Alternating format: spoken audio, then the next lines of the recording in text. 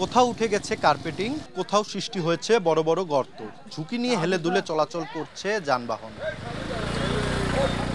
৩ বছর আগে পঞ্চগড় দেবীগঞ্জ আঞ্চলিক সড়কের ভাওলাগঞ্জ থেকে দেবীগঞ্জ পর্যন্ত অংশের সংস্কার করা হয় প্রায় ২ কোটি টাকা ব্যয়ে।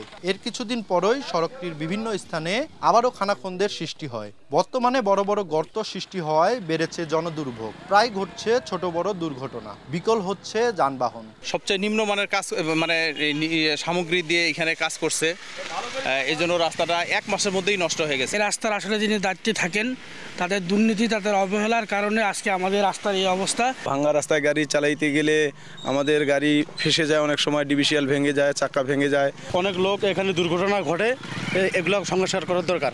এই ভোগান্তিটা আসলে কেউ দেখেও না, এসে খোঁজ খবরও নেয় না যে আসলে এই রাস্তাটার কি অবস্থা। তবে শীঘ্রই সড়কটি সংস্কারের আশ্বাস স্থানীয় সরকার প্রকৌশল বিভাগের। স্কিম গ্রহণ করা হয়েছে। আমরা ইতিমধ্যে ঠিকাদার নির্বাচনের জন্য দরপত্র আহ্বান করেছি। অল্প দিনের মধ্যেই ঠিকাদার নির্বাচন করে আমরা সড়কটি মেরামত কাজ সম্পন্ন করব।